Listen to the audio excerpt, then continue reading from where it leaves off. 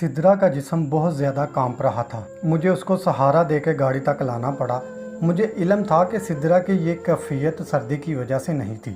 उसे खौफ था कि कहीं वो फिर से गुजरे वक्त में दोबारा ना चली जाए। उसे ये सब ख्वाब लग रहा था कि वो इतने दिन से किसी घर में महफूज थी। उसकी इज्जत को तार तार करना तो दूर की बात, किसी ने मैली नज़र से भी नहीं देखा था।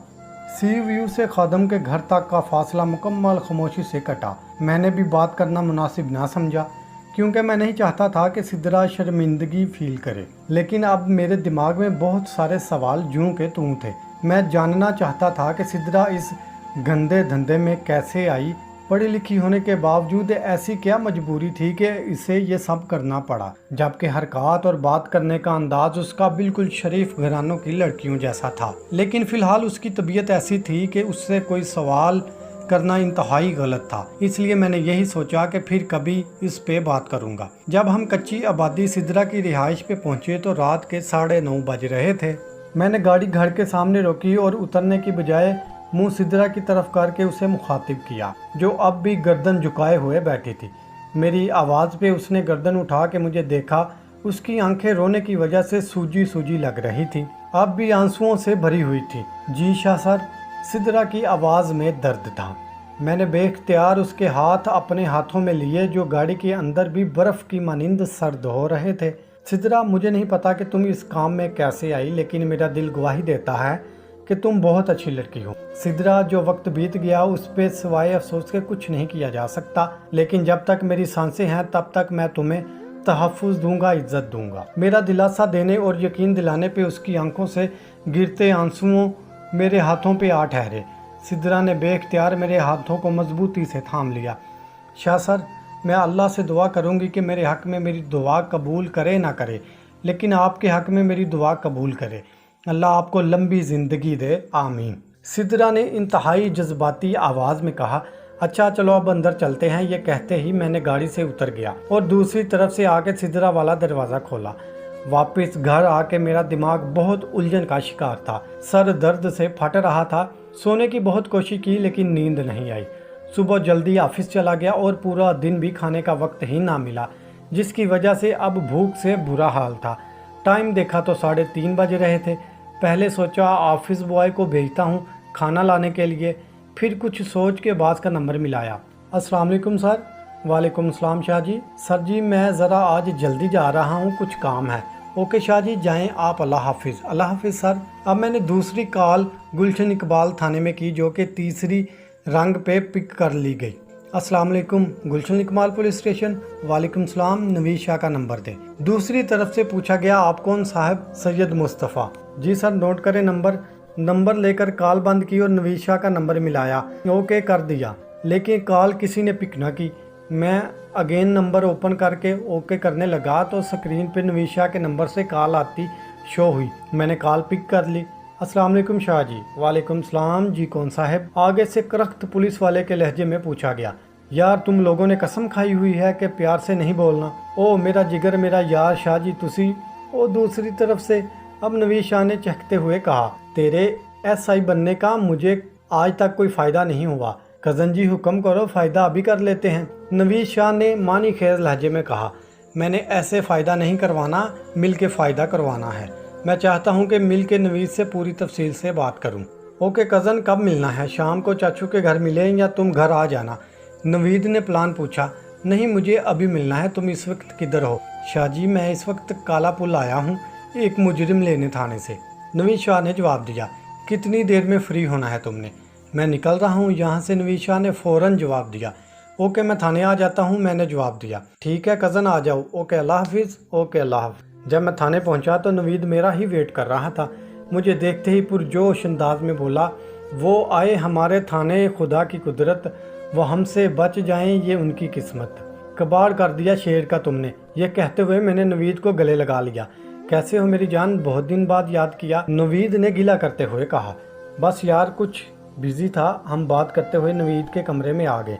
अच्छा पहले ये बताओ क्या खाओगे? नवीद ने बैठते ही सवाल किया। खाना नहीं खाया मैंने, उसके लिए कुछ भी मंगवा लो, बहुत भूख लगी है। चिकन बर्गर चलेगा? नवीद ने आंख मारते हुए पूछा।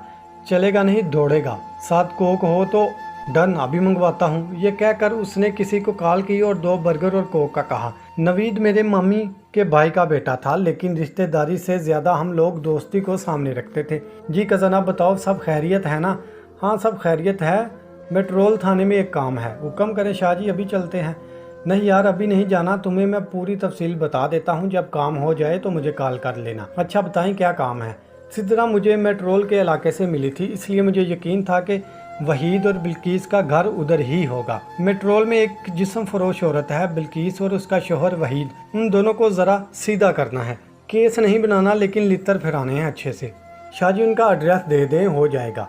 मेरे पास उनका एड्रेस नहीं, ना मैंने उनको देखा है ना ही जानता हूँ, बस इतना पता है कि उनका घर उसी एरिया में है। और फिर ये जिस्म फरोशी के अड्डों का तुम लोगों को अच्छे से पता होना है। मैंने नवीद शाह को घूरा। हाँ शाह जी, हमें उनका पता होता है जो बड़े पैमाने पे काम करते हैं। ये जो घरों में छुप छुपा कर करते हैं उनका पता नहीं चलता, नवीद ने जवाब दिया।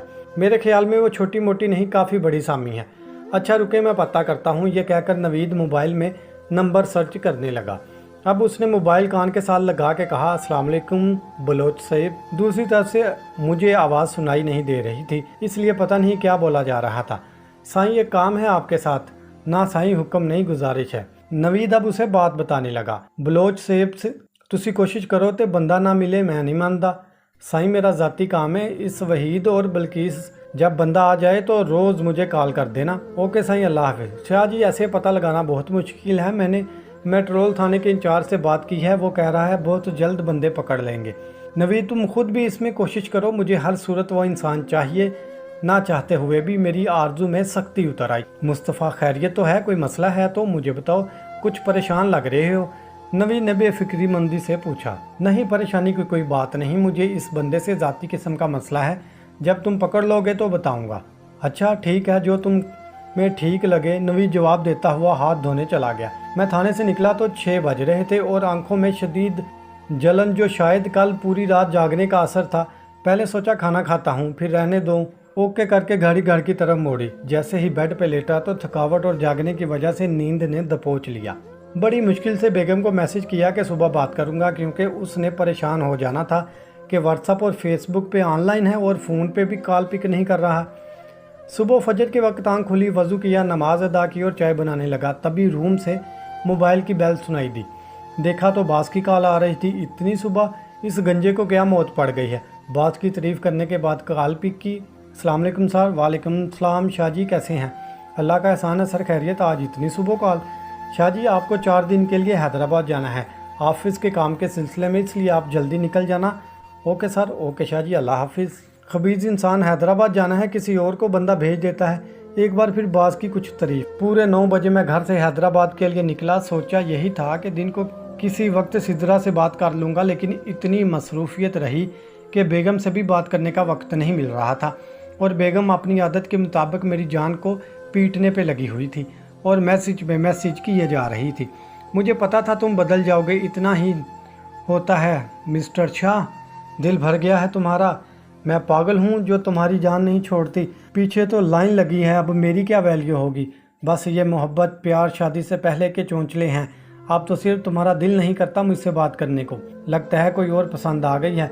लेकिन शाह साहब एक बात भूल जाओ कि जीते जी मैं तुम्हारी जान नहीं छोड़ूंगी, कभी नहीं। मरते दम तक तुम्हें नहीं छोड़ूंगी, तुम्हें मार के मरूंगी। और इन मैसेजेस के साथ मुख्तलिफ किस्म की इमोजी भी भेजी जा रही थी। अब मुझे हंसी भी आ रही थी। बेगम के मैसेज पढ़कर दिल को बहुत सुकून भी मिल रहा था कि चलो कोई तो है जो कहता है मैं जीते जी तुम्हारी जान नहीं छोड़ूंगा। 4 दिन के लिए गया था, लेकिन काम ज़्यादा निकल आया, इसलिए 4 दिन की बजाय मुझे 8 दिन हैदराबाद रहना पड़ा। और इन 8 दिनों में बावजूद कोशिश के मैं सिद्रा से बात ना कर सका, लेकिन इसके बावजूद वह हर वक्त ख्यालों में बसी रही। जैसे बात से बात निकलती, सेम इसी के मसदाक काम से काम निकलता। मुझे मंगल की शाम हैदराबाद से वापस आना था, लेकिन फिर ऑफिस की तरफ से अहकामात मिले कि आप 2 दिन और रुकेंगे। जुमेरात की शाम 6 बजे मैंने आखिरी मीटिंग मुकम्मल की। यह विज़िट बहुत शानदार रहा था। शायद इस बार रब की कोई खसूसी मेहरबानी थी कि 3 प्रोजेक्ट की डील फाइनल हो गई और मैं सोच रहा था कि यकीनन ये सिद्रा के साथ की हुई नेकी का सिला है। वापस होटल पहुंच के मैंने बास को कॉल की। अस्सलाम वालेकुम सर। वालेकुम सलाम शाह जी। सर अब क्या हुक्म है? बड़ी शिद्दत से दिल चाहा कि बास को उसके नाम से पुकारूं जो मुझे باس کے لیے بہت موزوں لگتا تھا گنجا پاپی، لیکن پھر احترام کے پیش نظر سر کہہ دیا، مسٹر شاہ آپ کی پروگریس اس بار بہت شاندار ہے اور ہیڈ آفس آپ سے بہت خوش ہے، اس لیے آپ کو سنڈے تک لیو دی گئی ہے، انجوائے کریں اینڈ کانگریچولیشن۔ شکریہ سر، اوکے خدا حافظ، اللہ حافظ سر۔ لیو کا سن کے دل کو بڑا کیا کہ کوئی نصیب لال کا اچھا سا مجرا سنوں اور لڈی ڈالوں پھر اپنی سوچ پہ شرمندگی محسوس ہوئی کہ کیا غلط بات سوچ لی ہے۔ میڈم نے تو کبھی کوئی